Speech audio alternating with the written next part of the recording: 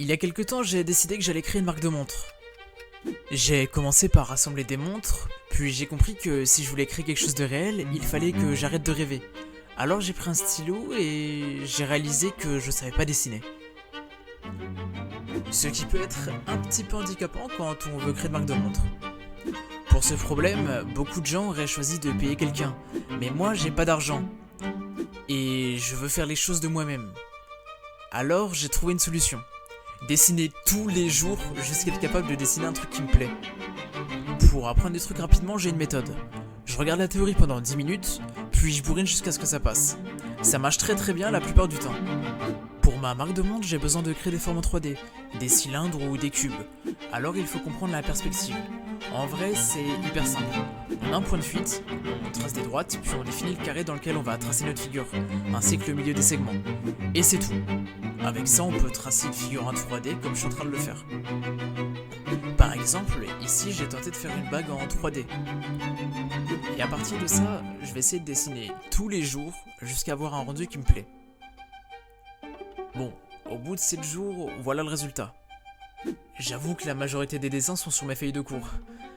J'ai fait pas mal de tests et j'en arrive à un design qui me plaît beaucoup. Celui-ci, un lion. Le lion, c'est pas un symbole que j'ai choisi par hasard. D'abord, c'est la traduction littérale de mon prénom, mais c'est aussi un symbole de force, de fierté, d'élégance et de grandeur. Exactement ce que je veux incarner dans mon projet. Sur mon dessin, il est pas totalement parallèle, et j'avoue que ça me frustre. Je veux un rendu ultra pro, alors je vais le régler pour qu'il soit sublime.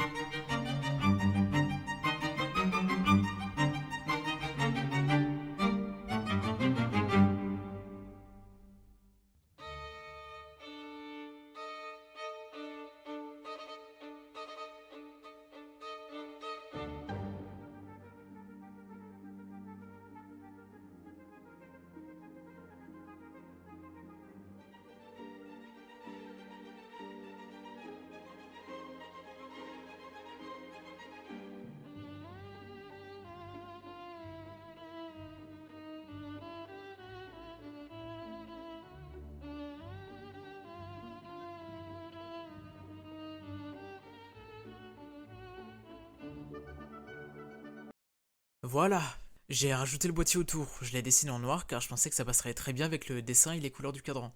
Si vous pensez que c'est mieux en argenté, dites-le moi. Si vous êtes observateur, vous avez sans doute remarqué qu'il manque un truc, les aiguilles. Et disons que les aiguilles sont un petit peu utiles pour pouvoir lire l'heure. Comme j'ai fait un gros dessin sur un fond sombre, je dois éviter de rajouter n'importe quelle aiguille trouvée sur internet. Dans 80% des cas, ça va me donner un résultat pas terrible. Alors mon idée c'est de faire des aiguilles qui vont être bien visibles, mais pas agressives, afin qu'on les voit mais qu'on gâche pas le dessin. Mais j'ai aussi envie de prendre quelques libertés. Je vais vous montrer le rendu, ça va être plus clair. Mon idée avec ces aiguilles c'est de rajouter un look un peu futuriste mais qui reste élégant. Et avec les aiguilles ça donne ça. Je trouve le rendu assez beau.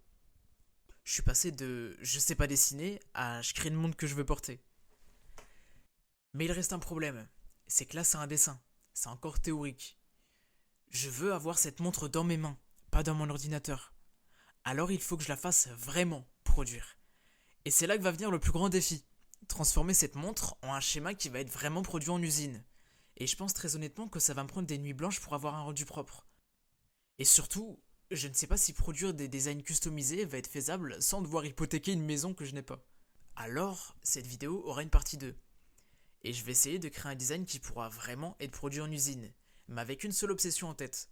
Créer le produit le plus qualitatif possible avec le peu de moyens que j'ai.